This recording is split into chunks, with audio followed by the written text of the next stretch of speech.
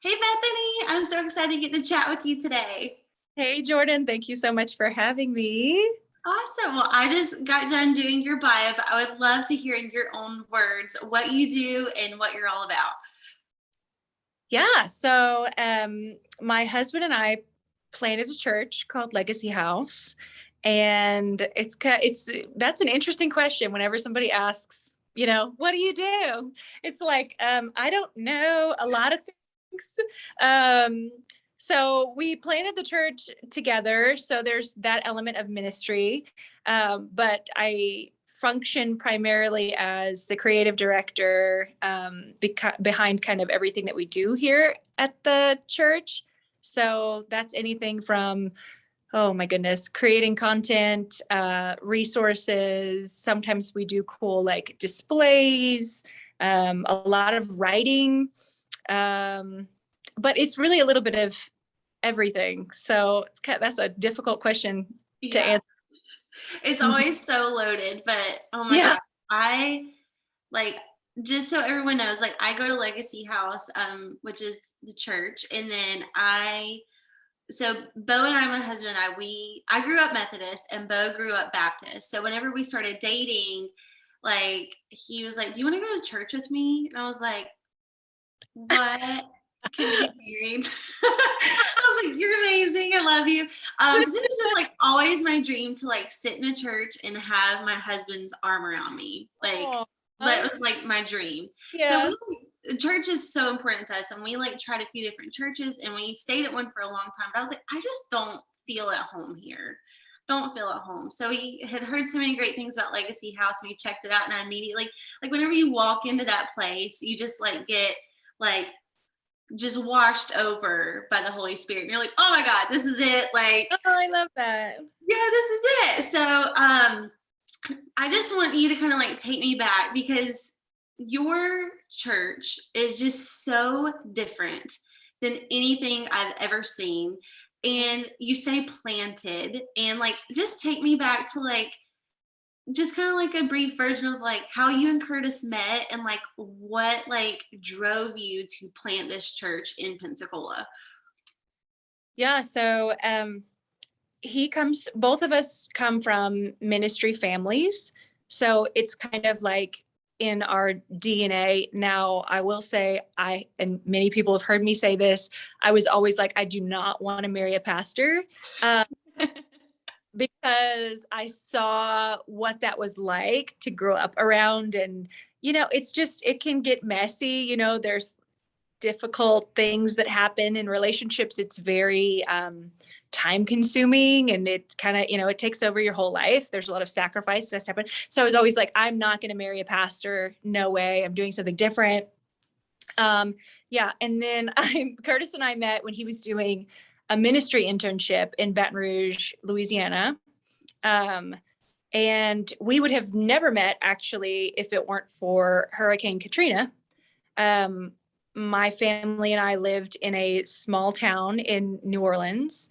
And when Hurricane Katrina came, we evacuated, lost everything. So we were kind of like floating around, and we would go to the church on Sundays where he was doing his ministry internship. And my cousin introduced us.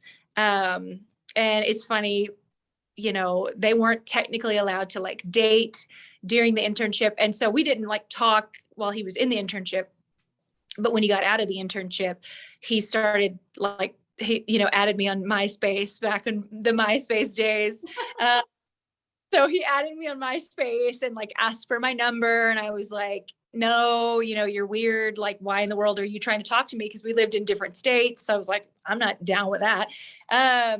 But eventually, I don't know what happened. I caved in and I gave him my number. And so then he started stalking me even further. And one thing led to another, and we ended up getting married. And he was the youth pastor at his dad's church here in Pensacola. And so we did that for a little while. Felt like God was calling us to kind of step out and learn other things like in different places and experience other ministries and get some training in other places. And so we did that, kind of hopped around. And then in the season before Legacy House came to be. We were at another church and it kind of just, came to an end.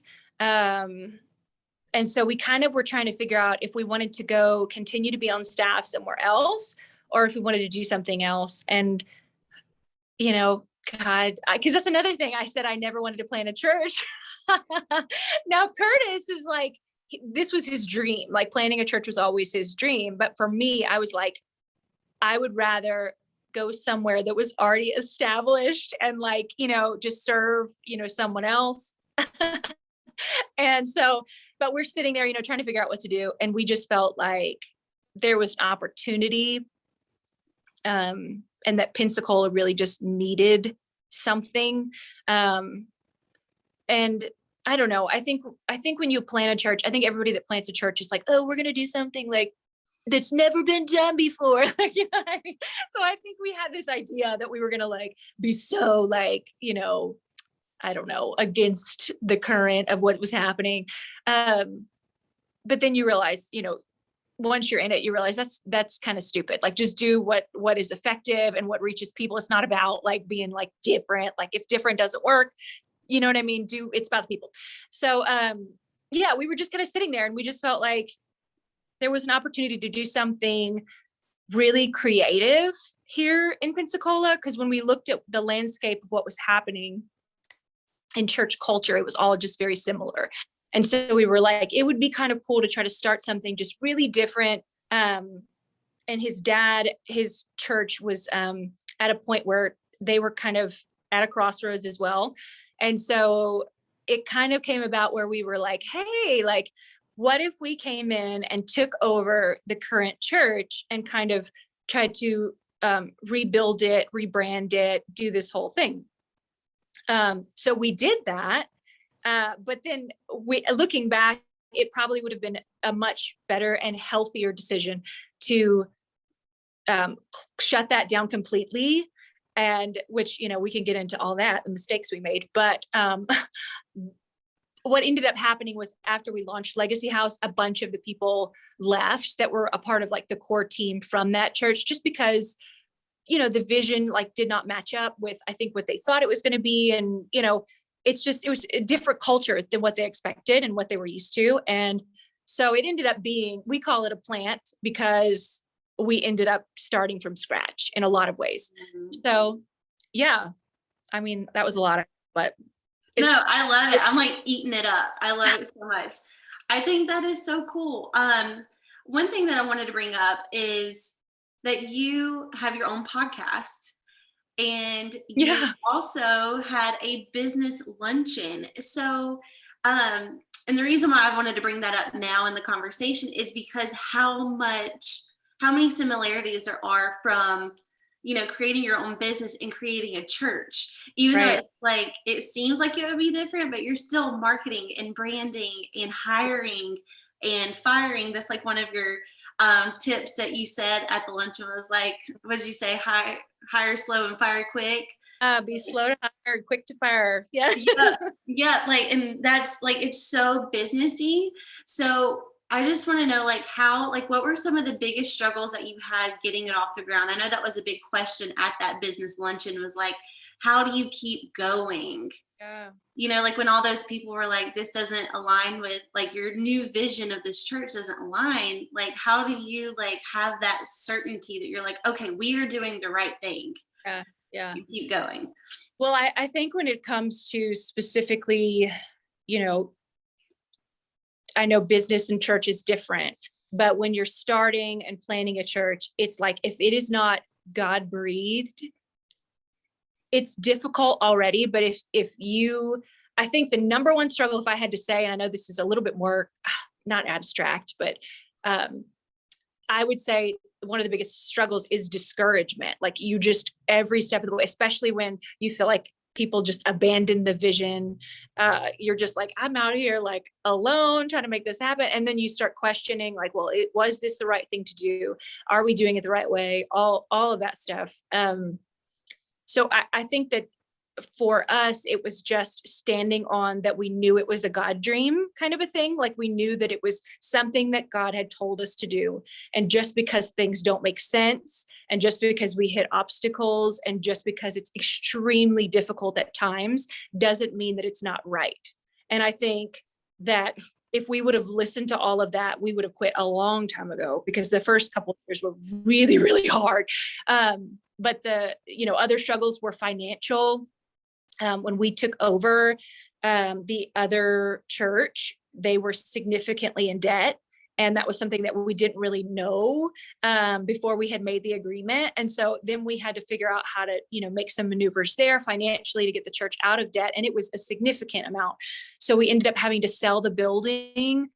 And then we didn't have a building. We were, once again, kind of drifters, so we had to rent schools. And then it was set up and tear down for, a couple of years. And you never knew what you were going to walk into on a Sunday morning.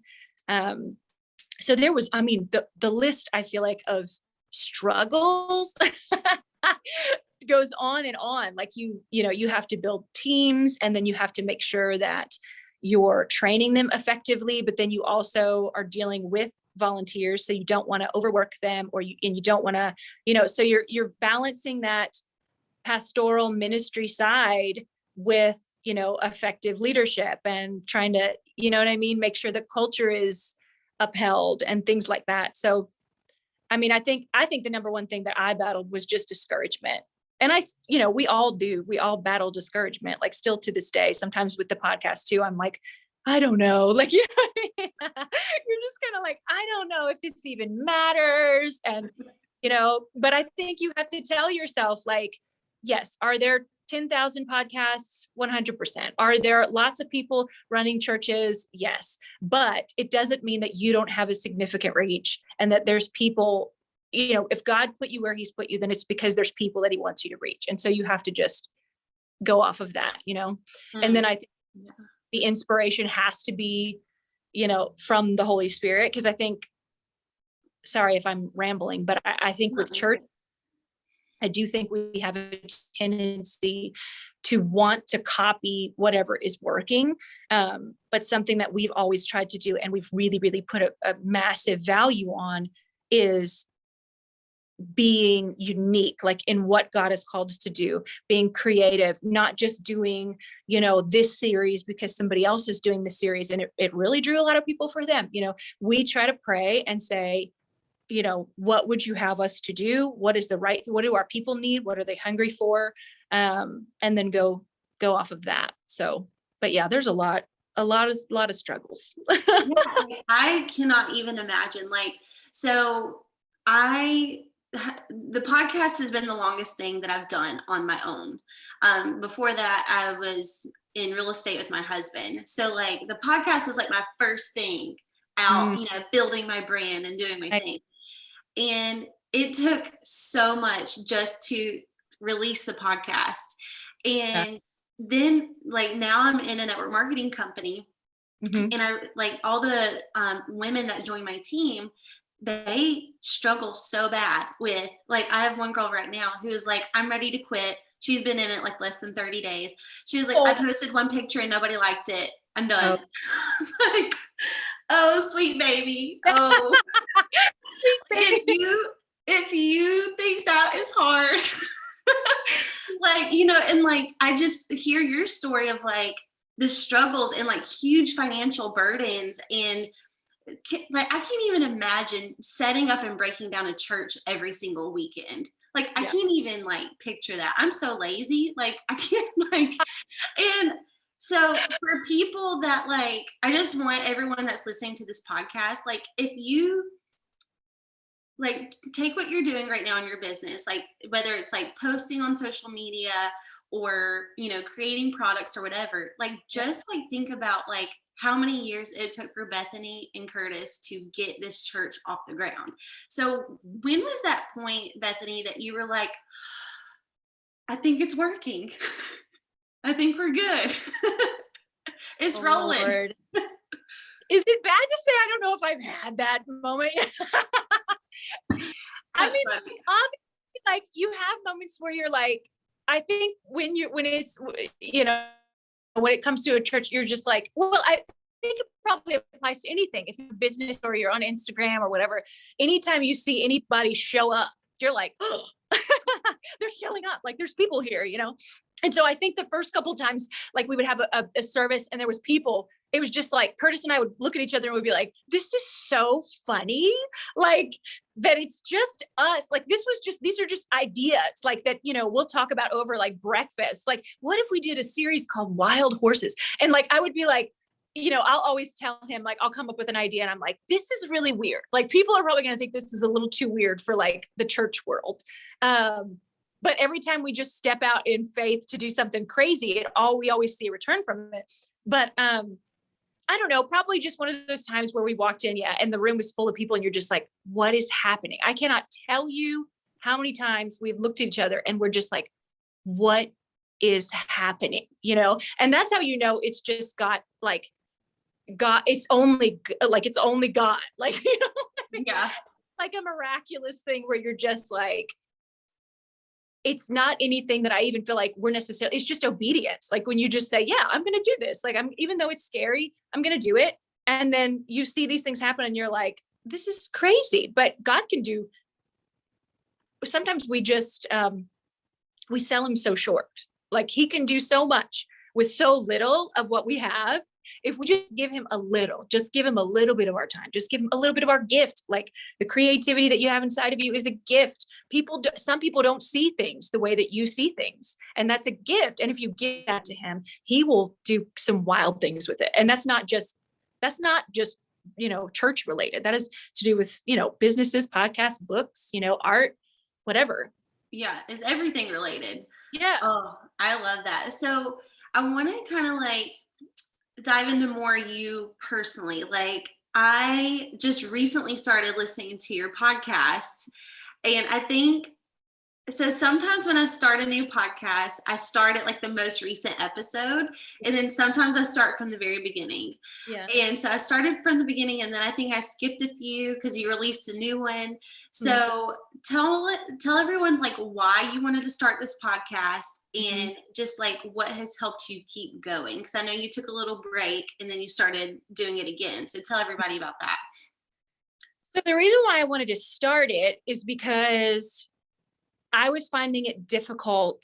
We don't have any like midweek stuff that happens. And we all know people are busy. Women, you know, some have babies, some have full-time jobs and they're in school. And so I wanted something where I could reach women without having to schedule another event. I wanted it to be accessible, both locally and globally. And I wanted it to be something that would be fun and they could also encourage them. But then also on the flip side of that, I also wanted to start it because as far as I knew and was seeing on, you know, like Apple Podcasts and all these different where you can find podcasts, I wasn't seeing a lot of this sounds bad. I don't mean this to sound bad, but a lot of them are the same. A lot of the women's ministry podcasts are similar.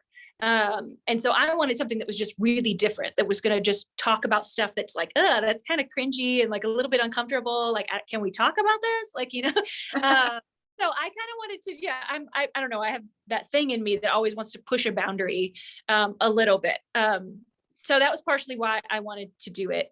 But the main goal was to just be able to reach women, you know, multiple times a week without having to schedule another event where they feel like they're getting something where they can be fed spiritually, you know, without feeling bad because they can't make another service.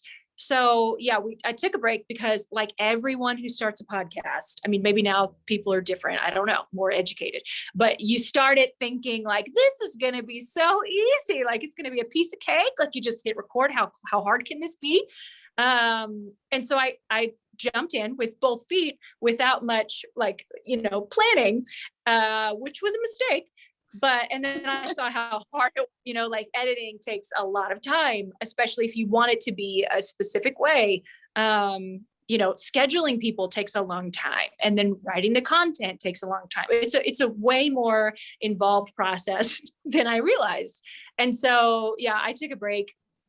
And then of course, Corona happened, and you would think that I would have been more inspired with all that downtime, but no, nay, it was not that way.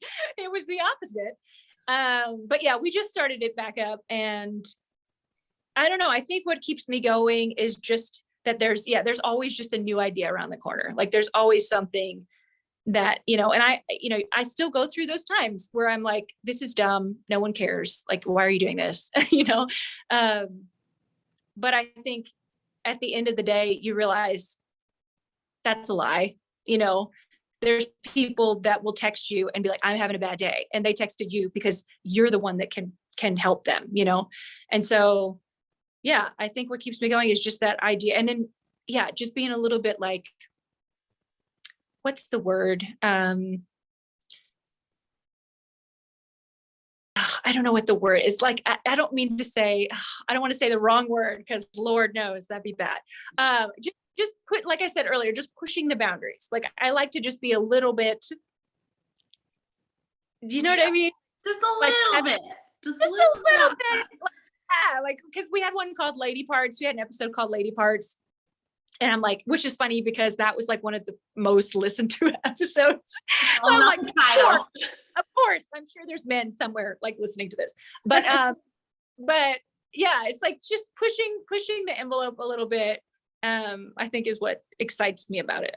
That's awesome. Yeah, I did the same. Like I took a really long break during quarantine, and I actually have taken a couple of breaks. Like I know some people like do seasons, and I think that would have been a better idea for me.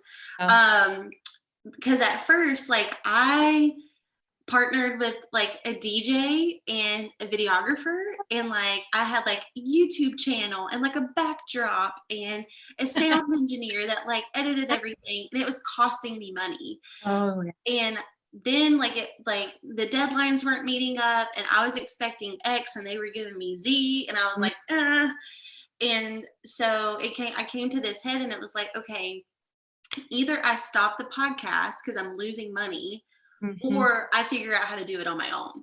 Right. And so I did. So I watched like a bazillion YouTube videos to learn how to edit my own podcast. And I did the thing.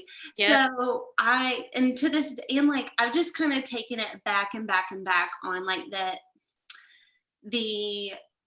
not the quality, but just keep it simple. I'm just like, keep it simple. Yep. Because I'm just so crazy and I'm so hectic. So if I'm doing a podcast guest, do it on Zoom, save it to the cloud, download it to GarageBand, add a little intro, boom, you're done. Like I just want everything so simple because that's what's sustainable for me. Yep. I love that. So I kind of wanted to dive into a little bit of what you've shared on your podcast, and then I have another question after that. But can you tell everyone, because you share about infertility and all these things on your podcast, so what made you brave enough to share things that are so personal to you? I think when you go through something like being diagnosed with this, chronic illness, incurable disease, you kind of crave hearing stories from people who have been through it before and have made it. You know what I mean? So I think that was it for me. It can be lonely. It can be isolating. And the only way I felt like it could not be useless was if I turned it into something, and so you can't, be quiet about it. You have to share, what's going on in your life. And yeah, we preach to other people, like, just share what's going on in your life. And then sometimes we won't tell anybody what's going on with us. So I was diagnosed with endometriosis, and it was a horrible, difficult process of even getting diagnosed. Endometriosis is a disease where you can only confirm a diagnosis by going through surgery. So my husband and I we had been married, goodness, I don't know, probably 6 or 7 years. trying to get pregnant. We never tried to prevent pregnancy because we knew we wanted to have babies and lots of babies. And it just never happened. And then I had, before we got married, I had obviously extremely painful periods, and I would go through, these just torturous experiences, but it increased after we got married.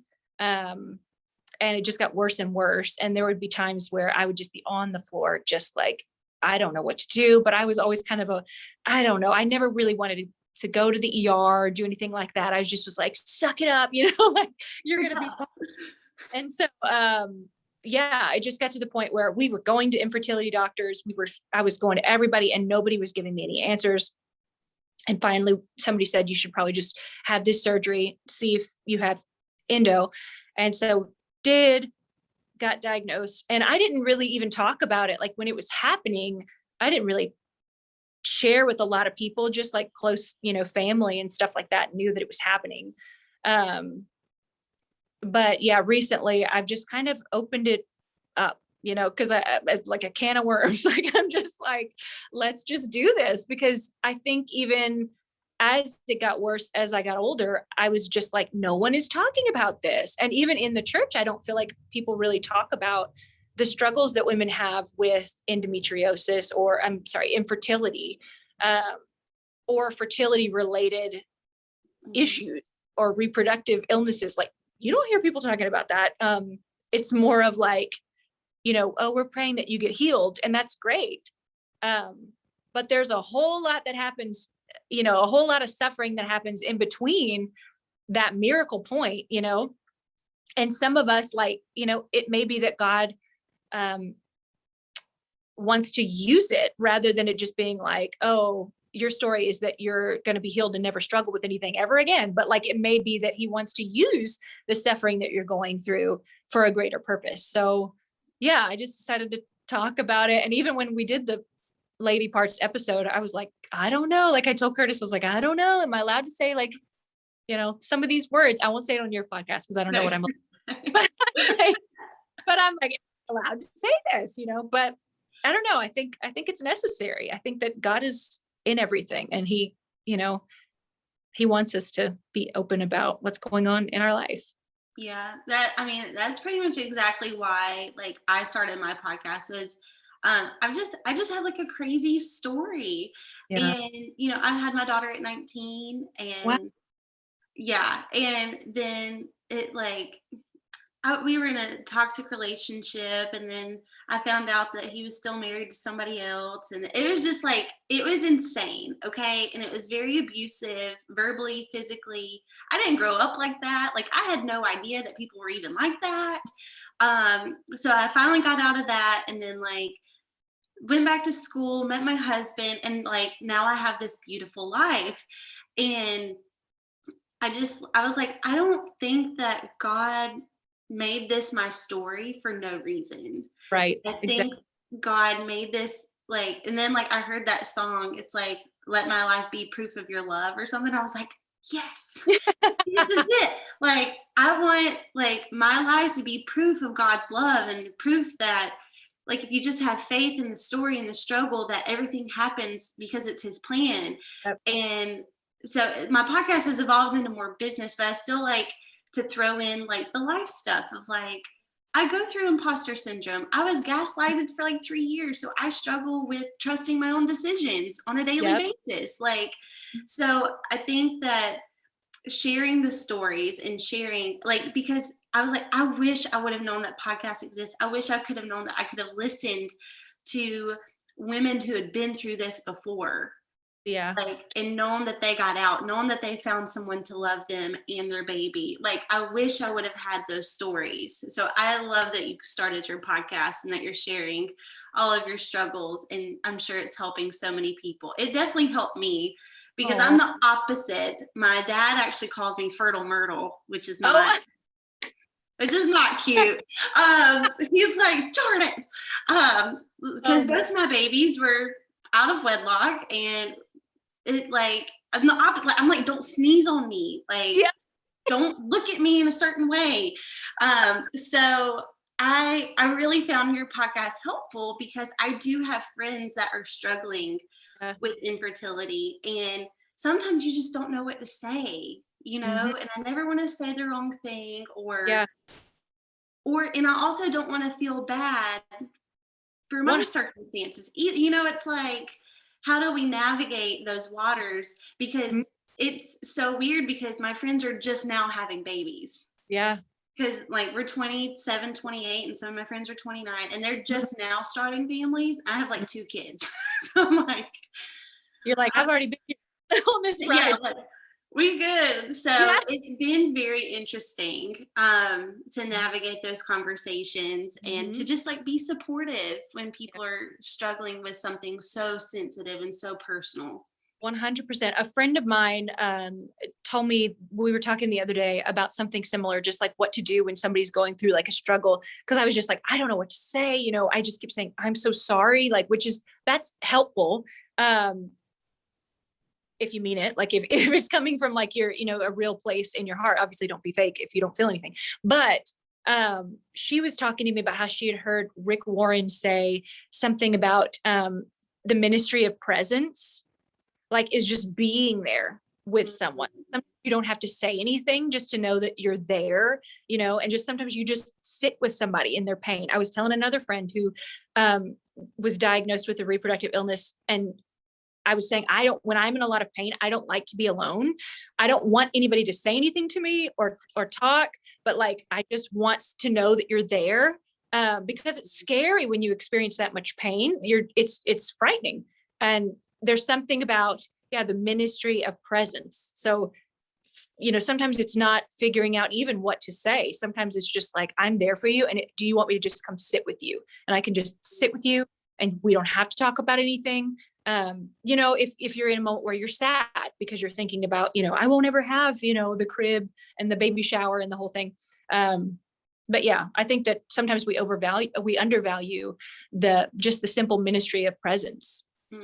I love that. That is so helpful. Mm-hmm. I love that so much. The only other thing that I wanted to talk to you about, and this is like a personal question from Okay. me, is like, so for some reason, and I'm trying to figure out how to word this, and this is something I noticed about you, is you're very careful with your words. Yeah.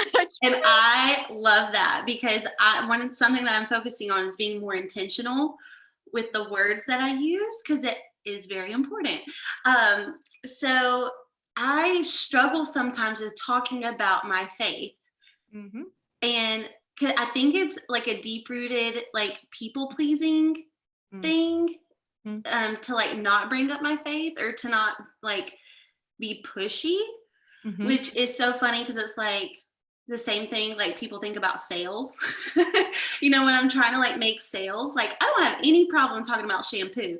But if I'm like, but if I like, sometimes when I'm bringing up my faith or I'm sharing that, sometimes I can like sense myself holding back because I don't want to be like overbearing. I remember one time, so I did an accounting internship. That's what I was going to be. Mm-hmm. And one girl that I worked with she told me she didn't believe in anything. And I was like, okay, cool. And we were doing people's taxes. And she was like, why do these people give so much money to their church? And I was Mm-hmm. like, well, I mean, we typically try to do 10%. And she was like, 10%. So I like tried to like explain it to Yeah. her and she just thought it was the wildest thing ever. But anyways, like what would you say to like step into that and own it and like not worry about what other people think or like trying to be overbearing in that Yeah. sense? Well, I think number one, you don't have to sell Jesus. You know what I mean? I think sometimes think of it like that, where it's like, well, at least in the environment that I was raised in, and the religious environment that I was kind of raised in, it was like, here's the 12 steps to evangelizing, or like, bring Jesus with people. But I mean, I'm sure maybe that's been effective, for some people. But I think it can also lack a level of authenticity, and that only comes from relationship. So I would say, as Jesus fills your life and works in you, it's the more you know God, the more that you draw closer to God, and find out what he says about you and how he feels about you and what he wants to use you to do. it will come out of your life naturally. And it's like, that's what, and not to bring it back to the sales thing, but that's what great sales is. It's telling a story about something that has impacted your life. All the brands talk about, be a great storyteller, and that's how you pull people in. So it's the same way that if God is working in our life, it will just bubble up, from us. And just almost even in the spirit that you have, people will be able to tell that there's something different about you. Oh, you don't do business like that. You know what I mean? Oh, you don't you're not cutthroat, and it's not a competition to you. It is all about collaboration. I've never seen that before. You know what I mean? So little things like that will stand out to people and build that reputation that, oh, there's something about, this person. I think sometimes we put a pressure on ourselves that is not from God. When it comes to that, oh, well, I have to be a better Christian by like sharing my faith. But it's more about just having genuine relationships with people that is no strings attached. I'm not, loving you so that I can get you to come to church with me so that then I feel like a better Christian. But it's like, whether you come to my church or not, how can I pray for you? And even if you don't believe in that, even if you don't believe in God, that's totally fine. Like I still love you, but I believe that prayer works. I believe that prayer is powerful. And I believe that we have a God who's listening to every word that we say. And so how can I pray for you? So little things like that, I think, are just, you know what I mean? It's like an organic thing. Sometimes it's like, don't just make it organic, make it happen organically out of the love that you have for people.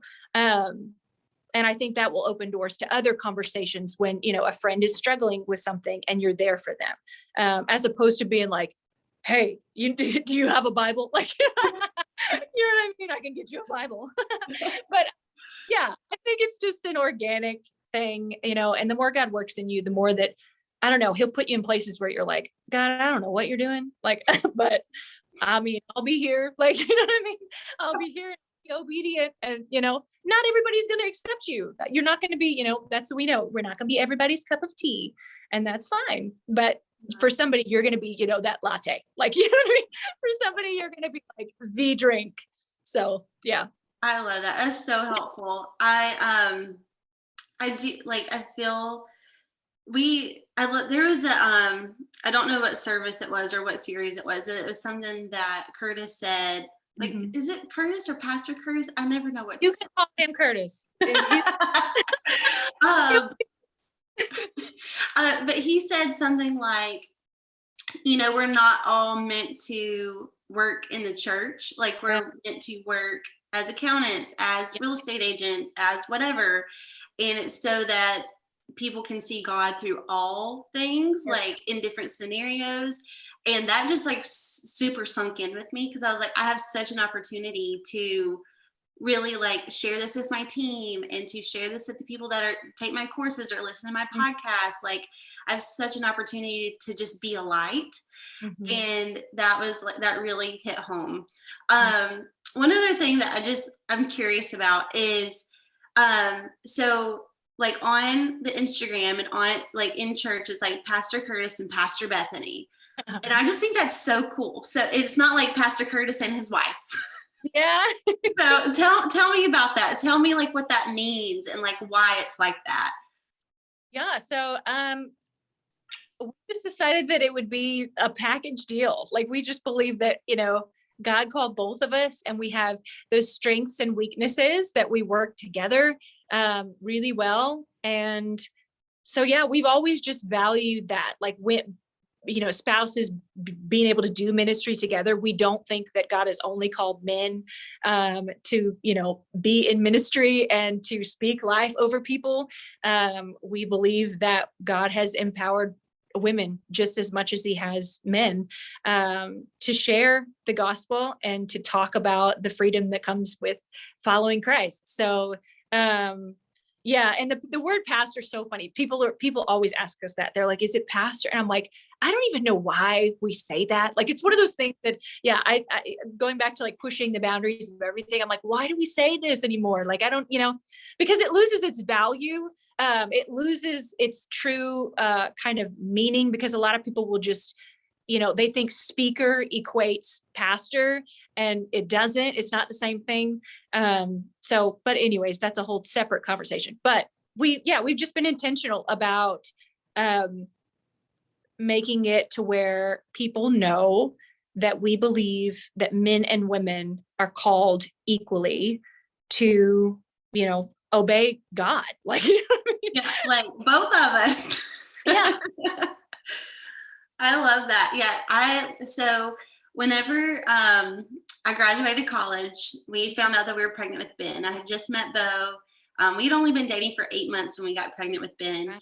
And I graduated, and then I tried to go get a job Mm-hmm. with my degree. And I couldn't because I was like 25 weeks pregnant, and nobody is going to hire a pregnant girl. They're just not. I tried to be like, yes, they will. It's like 2017. Like, they can't not hire me because I'm pregnant. They didn't. So Bo was like, just come work with me. He'd been in real estate for a long time. He needed help growing his social media, his, accounting, all the behind the scenes, admin systems, all that. And so I did. And I absorbed everything for 8 months about real estate. And then we got to this Christmas party, and it was like the Keller Williams Christmas party. And everyone's like, oh, who are you? And what do you do? That question. And I was like, I'm Bo's girlfriend / baby mama / assistant and I just felt so worthless. I had an accounting degree, but I had no title. Yeah. So in that moment, I was like, I'm getting my real estate license. We are going to be equals. We are building this team together. I will be known. And I think it was such a big ego thing for me. And so I got my real estate license, and we got the pictures of us together on the business card, and on the Facebook page and all that. And I felt so important because people were like, what are you? I'm like, I'm a realtor. I'm a real estate agent. And I just felt so important. But then this past March 2020 was my 2 years. So I had to do continuing education. Mm-hmm. And I sat down and I talked to Bo, and I was like, I don't want to renew my license. And he was like, what? Why? And I was like, the only reason I did it was to feel important. And I don't need that title anymore. Right. To prove that I'm your equal. So good. For that. So I love that y'all are equal. I love that, you're a team. Cause Bo and I are a team. Right. And I love that. And I love that you work together. Bo and I work together. I know that was a common question at the luncheon was how do you work with your spouse? Yeah. And I think that that's a huge obstacle with people that work from home or people that build businesses with their spouse or churches. And so can you just share your tip? I don't know if you answered that question at the luncheon. I think some other people did. Yeah. I think one of the questions about relationships was, how do you maintain a level of romance when you're around your spouse all the time? And I answer truthfully that I don't think we're very good at that. So I don't feel like I have to speak about that. Working with a spouse is difficult, especially because when you are completely different. Curtis and I are completely different. I don't know if we have Enneagram people listening, but he is a 7 and I am a 1. Really? Yeah, I think Bo's a 1. I was in you for a 4, wing 3 or something. Yeah, somebody thought I was a 4 or a 3. Yeah, sometimes I struggle between am I a 3 or a 1. But when you look at their core motivations, I think that's where I kind of okay, I resonate more with the 1. I've always tested as a 1. Yeah. But and everybody has things they don't like about their number, of course. So there's a lot I don't. But Curtis is a 7, so he's let's just have fun all the time, and he's gotten better over the years. But I mean, there's a lot of clashing that happens. We just see pretty much everything completely differently. But it's cliche to say it, but I think that's where a little bit of the specialness is because it's a give and take all the time. but you know what I mean? Like a blending of ideas. And so it ends up being better where he'll see something that I didn't see, or, you know, and I think it works as long as you honor the differences in each other and you see, okay, I can learn something from you instead of resenting it. You know, like I try to let his extrovertedness pull that out of me because I'm an introvert. So I try to have him pull that out of me a little bit more to be like, okay, yeah, I need to be there for people in person. That's important. And then opposite where I'll be like, you need to stay home and just like be still. Like, you know what I mean? Like you need some rest in your life for like 5 minutes, just like calm down. People are not going to leave just because you don't, you know, go do everything and, you know, at the drop of a hat. So I think honoring each other's differences, respecting each other's differences. And then, yeah, when it comes to like the romance thing, the only advice that I could give was make sure that you keep, not your autonomy. That sounds not totally like what I'm trying to say, but, as long as you understand that you are an individual, do you know what I mean? Like you're an individual and God has made you to be uniquely you. So don't lose your identity in being the marriage partner of that other person. Like keep your hobbies, you know, find things that are outlets for you that don't involve your spouse, just so that there's a little bit of healthy, I think anyway, a healthy separation. Somebody else might disagree with me, like a, you know, relationship psychologist might disagree with that. But I feel like you got to have breaks, especially if you're around each other all the time. You have to have breaks, you know, your sanity. One thing that Bo and I did, because like we noticed ourselves falling into that like business partner, roommate, parent role. It was just like go, go, go all the time. Work, kids, what's for supper? Work, kids, what's for supper? Like constant. And we implemented 2 things when I was still doing real estate. Number 1, Slack. Oh yeah. All business communication was on Slack. Okay. All texting was for personal. So if you've got a business question, put it in Slack. If you want to talk to me as your wife, text me. Okay. And then the other one was weekly date nights. Yeah. And that was so awkward at first because it's like, what do we talk about? Right. Yeah. Okay. It's like we got 20 minutes to talk about work and then we can't talk about work anymore. But like those date nights, y'all, I see Bo like let loose. So he's a 1. So he's very uptight and like, and I'm like, babe, relax. But then he'll like start to tell me stories and like he'll tell me stuff that he's never told anybody in his life. And like I just get to see like my husband, you know, like that's my man. Like I get to see that side of him again. And his love language is quality time. So he wants to be with me all the time. I'm like, I need like a minute. I just need to like go hide in the bathroom for like 30 minutes. And then I'll be back.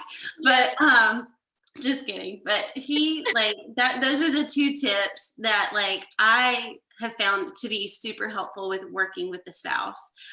This has been amazing. I want to be respectful of your time. Can you just share with everyone like how to, because this podcast, we have podcast listeners all over the world. So if they want to plug into Legacy House Online and plug into your podcast, can you just tell them where they can find you? Yeah. So we are on Instagram. Legacyhouse.life is the church. Bright Club is thebright.club. And you can find us. Yeah, that's the same website handle. And yeah, we're on Instagram. We post frequently. It's me posting. Everything's so cute. Like you're just like so cool. Like I'm not that cool. Like you're like trendy and like you have like the best fonts and like the best color schemes. I'm just like, try. We try, you know, it's a lot of trying. So awesome. Well, I'll be sure to link everything in the show notes for the listeners so they can easily find you. But Bethany, thank you so much for taking time out of your day to share with my listeners. You're amazing. Thank you, Jordan. You're amazing. This was so much fun. Oh, thank you, girl. All right.